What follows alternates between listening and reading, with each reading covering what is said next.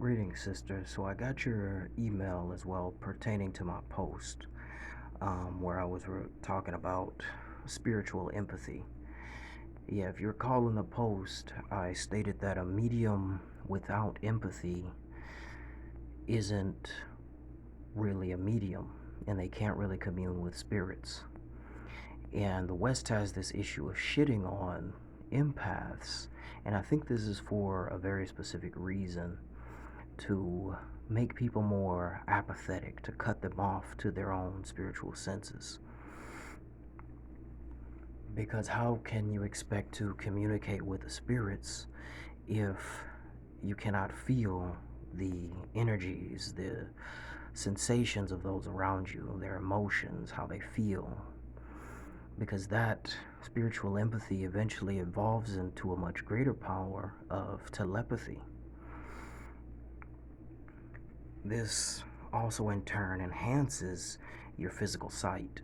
So practicing spiritual empathy, even if you're just out in public, feeling people out on a regular basis can help you psychically reprogram yourself till eventually you begin to see and feel things. You begin to see your own energy through self-produced visualizations that can appear before the physical sight and can even be manipulated by spirits if you're in communion with them. The importance of visualization and empathy is often overlooked. It's not just a means of seeing what you can imagine within the mind's eye, but just like how I was telling you in the email, every tower has this ability to bend their specific energy signature to conform to their will. So you're going to need to practice with your empathy and realistic visualizations that you're able to truly feel and see with all of your senses. It has to be strong enough to make you truly question reality itself.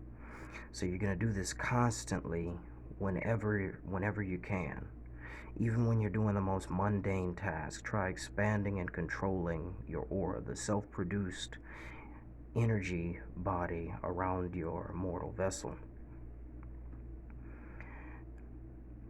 But this is how you're going to eventually start communing with spirits. You have to learn how to feel what was around you. Like on my end, Haitian Americans, they attempted to strip us of, even our language, um, religious practices, and so much more to make us lost. But we were still able to commune with our spirits for the specific reason we still knew how to feel. We only could rely on our senses. And when you master spiritual empathy, you master telepathy. So that then you're able to hear spirits. You remember my own, my coined, my coined term that I was using, that when you master spiritual empathy, you master divination. You learn how to read divinatory expressions. Now, if you need a refresher on what that is, a divinatory expression is essentially a cache of data, whether verbally communicated or telepathically. This is how primarily we communicate with the blighted, depending, on one's level of skill or training. But then it is up to the individual who's using it to decipher the message properly without leading oneself into self-deceit in what they received. So in order to do this, you have to put aside every mundane thought along with all wants and desires, the ego, and open yourself up to the knowledge that the spirits are constantly whispering in our ears. So this can be anything. This can be a wide range of things, such as a vision of a new ritual with a divinatory expression, or a new insight of what must be done, what is needed for mastery. If you have a vastly different personality from a spirit's like my own, you can recognize whose thoughts are really yours, what thoughts are actually yours and what aren't. Like, I've heard that from multiple people as well. They can actually tell when I'm talking and when a spirit is talking, because I have such a vastly different personality than what I'm communing with or what I'm working with. And there are different forms of divinatory expression as well, like how I mentioned how they will implant specific thoughts. And these can be all manner of creatures and things can do this. So this then where you're moving on to mental impressions before you fully master divinatory expressions. So a mental impression is more commonly used with spiritual communication, and most notably communing with any sort of legionnaire, animal servitors or familiars. Even the blighted use this with those that struggle with communication. It will be a word that strikes the mind, or a whisper or chant, something to let you know, to get the gist of what they are saying, to tell you, rather, to tell you what they're trying to speak to you and what you actually want. This can be a bit tricky and causes a lot of doubt with what has been gained. This is where you start entering the void mind. You start using the void meditation. This becomes extremely important, although very basic. Your mind must be void of everything. All thought constructs, ego, agenda, personal wants, or need to receive the proper message, not just what you wish to hear. And it always and some of the messages they send may not always be positive. What they say will cause you to think. It will cause you to raise more questions, to rethink what you've just been asked. You have to just let it flow and simply be aware. And essentially, what's being said in that regard.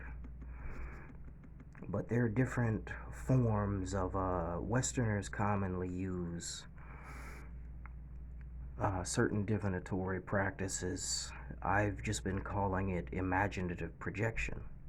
So this is when something is commonly mistaken for a real experience, when a person's ego, mind, or agenda, wants and needs override all forms of spiritual clairvoyance, and the mortal within self then claims a voice and causes a self-produced illusion of divinatory expression, leaving only confusion and an incorrectly deciphered message.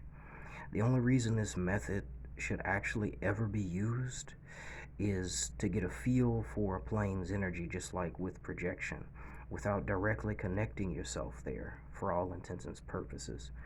When it's usually visualizations, when people think they are projecting, they're merely visualizing where they wish to go. So if you visualize certain spirits, never assume that you're face to face with a Mejraian spirit as well. It may be a self-produced visualization. So the message, and especially if the message is received, play on your ego and your desires. It could also be a spiritual imposter. And these things are actually commonly tried with people who haven't mastered it.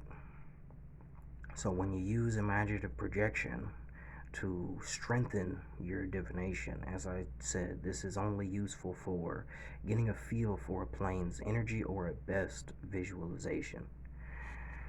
So I want you to consider what you've done so far. Perhaps, you're looking upon a seal of the blighted and immediately you feel their presence and you ponder their existence. They will also ponder yours. Remember that old saying, speak of the devil and it'll appear. You have to hone your thoughts without letting that mind intercede. This is similar to pondering the existence and sigil gazing on a different plane or dimension. You know, you could get glimpses, but it does not mean you've traveled there directly. So you have to let go and let your mind decipher what it can bring to your conscious mind. That's what mastering spiritual empathy does. It fuses the subconscious and conscious mind. This is why holding and maintaining the void mind is extremely important. So you know, for without a doubt, with 100% certainty, that you will know what is real and what is fabricated by the ego mind. And like I said, I often will tell my own personal disciples, hone your imagination, but do not trust it. Mastering the void mind can essentially keep you from those mistakes. On the next lesson as well, I'm going to teach you certain methods so that you can ghost walk, seeing as your tower is that of atrophy. But thank you for your time as well. Infernal blessings.